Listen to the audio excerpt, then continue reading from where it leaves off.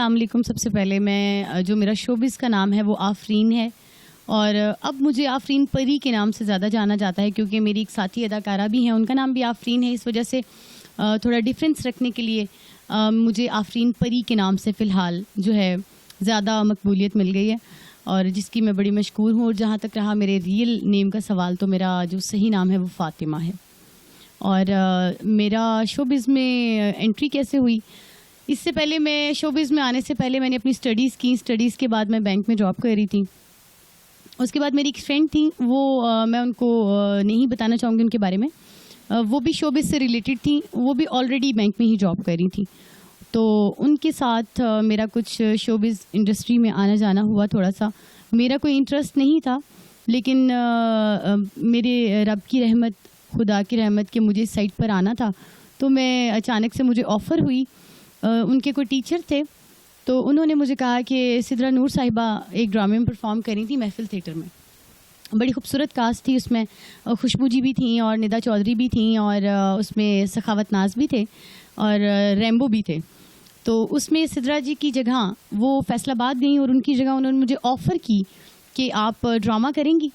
तो मेरे लिए बहुत ज़्यादा रेयर था कि ड्रामा और किस तरह कैसे करूँगी, क्या होगा, लेकिन मैंने फिर एक्सेप्ट किया, सोचा कि शायद करना चाहिए। तो मैंने उसको स्टार्ट किया। 4 दिन का वो ड्रामा था, वो मैंने ड्रामा किया और उसके बाद मुझे अल्हम्दुलिल्लाह आज तक जो है मैं यही लाइन करती आ रही हूँ। थिएटर मैंने ज्वाइन किया प्रॉपर। मुझे मेरी क्वालिफ़िकेशन ये है कि मैंने इंटरमीडिएट तक पढ़ा है, इंटर किया है, मैंने FA किया हुआ है और अल्हम्दुलिल्लाह क्लियर है। मैं BA करना चाहती थी और अपनी स्टडीज़ को जो है वो कंटिन्यू रखना चाहती थी, लेकिन प्रैक्टिकल लाइफ में आने के बाद, बैंक ज्वाइन करने के बाद, फिर शोबिज़ इंडस्ट्री ज्वाइन करने के बाद मैं इसको कंटिन्यू नहीं कर सकी।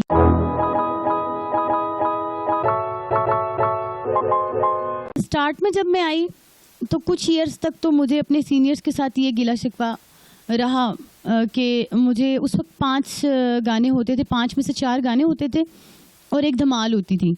तो आप को ये बताऊं कि मुझे स्टार्ट में कोई 3 से 4 साल तक सिर्फ जो है ना धमाल ही करनी पड़ी और गाना मुझे नहीं मिलता था। अगर 2 स्टार्स होती थी तो 2 गाने 1 स्टार कर लेती थी और 2 गाने 1 स्टार कर लेती थी और पीछे एक अगर बचता था गाना तो उसमें सिर्फ मेरे लिए धमाल होती थी। और मैं कई दफ़ा इतनी फ्रेडअप हुई कि अगर उनमें से कोई एक बंदा धमाल और एक गाना भी कर ले तो कोई ऐसी बात नहीं, नए आने वाले को मौका देना चाहिए, क्योंकि हम लोगों की जो है उम्मीदें अपने जूनियर्स हम लोग होते हैं तो हमारी सीनियर्स के साथ ही होती हैं कि हमें इनकी तरफ से कोई रहम दिली का मुजाहरा, कोई मोहब्बत का मुजाहरा, कोई प्यार का मुजाहरा मिलेगा उसकी तरफ से। हम क्योंकि हमने इन्हीं की स्पोर्ट से आगे जाना होता है, इन्हीं के नक्शे कदम पर चलना होता है, इन्हीं को देखना होता है क्या, और हम इनसे सीख रहे होते हैं क्योंकि हमारा स्टार्ट होता है।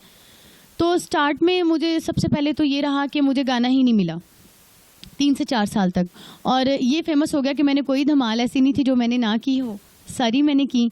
और हमारे एक बड़े प्यारे से फ़नकार हैं सखावत नाज, तो वो उन्होंने मुझे बड़े प्यार से ये कहना शुरू कर दिया था कि आफरीन धमालो वाली, आफरीन धमाल, और इस तरह मतलब। लेकिन उसका एक बेनिफिट मुझे ये हुआ कि रब की ज़ात है ना जिसे इज़्ज़त दे दे। मुझे उसका बेनिफिट ये हुआ कि जब मैं धमाल करती थी तो मुझे क्लैप इतनी अच्छी होना शुरू होगी कि मैं अपने उसी की वजह से मेरी पहचान बननी शुरू हुई, धमाल की वजह से। मैंने बहुत सारे लोगों के साथ काम किया है, मैडम नरगिस के साथ भी किया है, दीदार जी के साथ भी किया है, खुशबू जी के साथ भी किया है, साइमा जी के साथ भी किया है, निदा चौधरी साहिबा के साथ भी किया है, और जब मैं उस वक्त स्टार्ट में आई थी मेघा जी के साथ भी किया है। तो ये सब लोग ही मेरे सीनियर थे और ये लोग, इन सब लोगों को 2-2 गाने मिलते थे और हमें एक मिलता था। हमें भी गाना करने का मौका मिला लेकिन काफ़ी बाद में, इनके होते हुए ही मैं धमाल करती थी। ये अल्फला की बात है, ये महफिल थिएटर की बात है। प्रैक्टिकली मैंने ये सारे ड्रामे की जिनकी वीडियोस भी रिलीज़ हैं। और जहाँ तक रही कि तंग करने की बात, देखें मुश्किलें और प्रॉब्लम्स तो इंसान जिस फील्ड में भी चला जाए तो आती हैं। तो मैं ये समझती हूँ अगर हमारे सीनियर्स में से किसी ने हमारे साथ कोई इस तरह किया तो उन्होंने भी कुछ बर्दाश्त किया होगा, क्योंकि मैं नाम डिस्क्लोज़ नहीं करूँगी। हमारे एक प्रोड्यूसर हैं, उन्होंने मुझे एक बात कही। मैं एक दफ़ा बहुत फ्रेडअप हो गई ना, बहुत ज़्यादा, कि मैंने कहा मैंने फील्ड छोड़ देनी है, मैंने नहीं करना। कि मेरी एक सीनियर थी, सीनियर अदाकारा, मेरे ज़्यादा क्लैप लेने की वजह से उन्होंने जो है मेरे साथ बहुत ज़्यादा मिसबिहेव किया और ये कहा कि तुम जो है मतलब कि इतनी ये यूँ कर रही हो और यूँ कर रही हो, इतनी जल्दी इतनी आसानी से ये सब कुछ नहीं मिलता और इतनी आसानी से ये सब कुछ नहीं होता। तो मैंने रोना शुरू कर दिया। मैं घर आई और मैंने ये सोचा कि शायद मैं आज के बाद थिएटर नहीं करूँगी, मुझे नहीं करना इतना, मतलब कि मैं बर्दाश्त नहीं कर सकती और ये वो। तो मैंने अपने प्रोड्यूसर से बात की तो उन्होंने मुझे कहा कि देखो आज तुम इस चीज़ को लेकर भाग रही हो, अगर आज तुम भाग रही हो तो तुम्हें ये बताता चलूँ कि इन्होंने भी अपने सीनियर्स को इसी तरह बर्दाश्त किया है। अगर ये आपके साथ आज यहाँ इस तरह कर रही हैं तो ये भी अपने सीनियर्स को ये वाला टाइम क्रॉस करके आई हैं यहाँ पे। इनकी सीनियर्स भी इनके साथ ऐसे करती थी, लेकिन इन्होंने उस मौके को बर्दाश्त किया और उससे कुछ सीखा। और ये जहन में रखो कि स्टेज जो होता है, स्टेज पे कोई सीनियर जूनियर नहीं होता, स्टेज ही पे जो आपका मुकाबला काम से होता है और आपकी जज पब्लिक होती है। जब आप बैक स्टेज को भूल जाओगे कि आपके बैक स्टेज पे आपके साथ क्या हो रहा है और क्या नहीं हो रहा है, और जब आपको ये याद रहेगा कि मैंने अच्छी परफॉर्मेंस देनी है, मैं अच्छी एक्ट्रेस हूँ, अच्छी परफॉर्मर हूँ और मुझे स्टेज पे मेरा मुकाबला है, तो फिर उस वक्त तो कोई आपको आपका बाजू पकड़ के नहीं कहता कि निकल जाओ यहाँ से और ये नहीं करना वो नहीं। उसने जज होती है पब्लिक बताएगी कि आपका क्या मुकाम है। और अगर आज भागना चाहती हो तो भाग जाओ, नहीं तो इस चीज़ को ज़हन में रखो कि वो भी ये टाइम क्रॉस करके आज सुपरस्टार्स बनी है। अगर तुम्हें वो टाइम चाहिए तो इस चीज़ को तुम्हें जो अपने पल्ले बांधना पड़ेगा, इस नक्शे कदम पर चलना पड़ेगा। उस बात को मैंने तब से अपने पल्ले से बांधा और मैंने उस चीज़ को अपने जहन में रखा और सिर्फ मेहनत की और ये सोचा कि बैक स्टेज अपने सीनियर्स की रिस्पेक्ट करनी है, क्योंकि आज अगर मैं अपने सीनियर की रिस्पेक्ट करूँगी, चाहे वो जैसा भी है, ठीक है, और उसकी हर डांट में भी एक सीखनी है मुझे, तो वो करके मैं फिर आगे आई और मैंने अपना काम जो है कंटिन्यू रखा और आज मुझे अल्लाह ताला ने मुकाम दिया।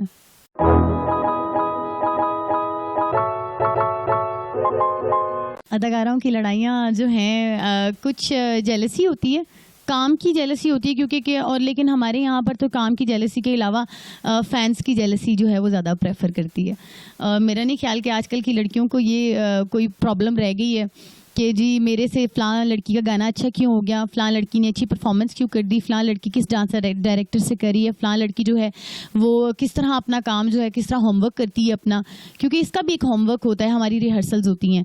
इस चीज़ों की तरफ से ध्यान हट के इस चीज़ पे हो गया कि किस लड़की के कितने फ़ैन्स आए हैं, कौन सी लड़की मेरा फ़ैन घेर के ले गई, कौन सी लड़की मतलब मेरे गाने में से बंदे उठा रही है, कौन सी लड़की का जो है वो फ़ैन मुझे फ़ोन करता है फ़लाँ ने उसको क्यों किया और इसको क्यों किया। आजकल तमाशबीनों की दौड़ है, काम की दौड़ ख़त्म हो चुकी है। एक बड़ी चीज़ है जिसके ऊपर से मैं मेरे ख्याल है एग्री करेंगे सारे, मैं माजरत चाहूँगी कहने से पहले, लेकिन मैं फिर आप सबसे ये कहती चलूँ कि मुझे सच बोलने की आदत है। मैं किसी को भी टारगेट नहीं कर रही, मैं किसी का नाम नहीं ले रही, मैं इंक्लूडिंग सबके बात कर रही हूँ, सबके अपनी भी इंक्लूडिंग अपनी भी बात कर रही हूँ कि फैंस आप देखें, तमाशबीन या फ़ैन या जो बुक कह लें आप, जो भी कह लें आप, जिनसे भी वो रिलेटेड हैं, मैं इनको एक ही कैटेगरी में इसलिए गिनती हूँ कि आके तो बैठने वाला वो बंदा हॉल में ही है ना।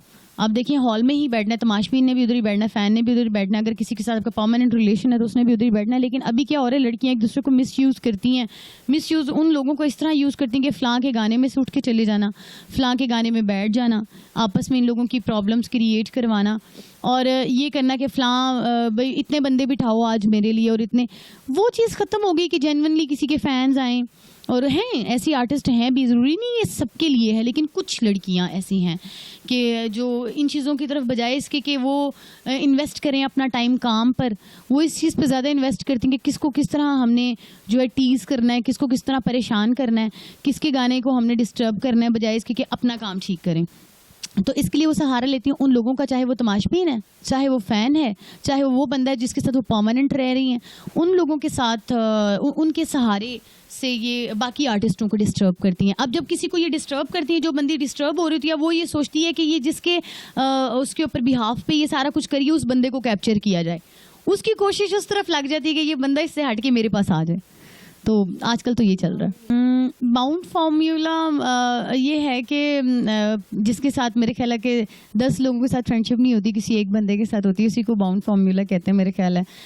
वो फ़ायदे ये होते हैं कि आजकल जितनी भी लड़कियां हैं उनके जहन में ये है कि खुद पर पैसा इन्वेस्ट करने से इंसान स्टार बनता है, हालांकि इंसान काम करने से स्टार बनता है, अपनी स्किल्स के साथ अपनी परफॉर्मेंसेस पे स्टार बनता है। लेकिन उनके जहन में ये चल रहा है कि पैसा इन्वेस्ट करने से, तो बेसिकली वो इन्वेस्टर्स हैं, तो वो इसलिए बाउंड उनको ये बेनिफिट होता है कि वो पैसे इन्वेस्ट करते हैं, चाहे उनकी ड्रेसिंग हो, चाहे उनके लड़के हों, चाहे उनके कोर्स हों, चाहे उनके कोर्स मतलब कि आपके बैकग्राउंड बैक पे जो लड़के डांस करते हैं वो हों, चाहे आपके डांस डायरेक्टर्स हों, चाहे आप कि भाई मैं इसमें कोई फ्रेम यूज़ कर लूँ, मैं इसमें कोई चारपाई यूज़ कर लूँ मैं, कुछ ऐसा। तो वो इन्वेस्टमेंट, बेसिकली वो इन्वेस्टर्स हैं, वो अपने ऊपर इन्वेस्ट करने के लिए उन लोगों को रखते हैं, ताकि कि उनके जहन में ये चल रहा है कि शायद हम लोग इससे बिग स्टार बन जाएंगे या हम जल्दी आगे चले जाएंगे, बजाय इसके कि हम slow and steady win the race करें। ऐसा कुछ नहीं है। तो वो बेसिकली इसलिए उन्होंने बंदों को हायर किया हुआ होता है। बेसिकली ये होता है कि जब वो इन्वेस्टर्स इनको सपोर्ट कर रहे होते हैं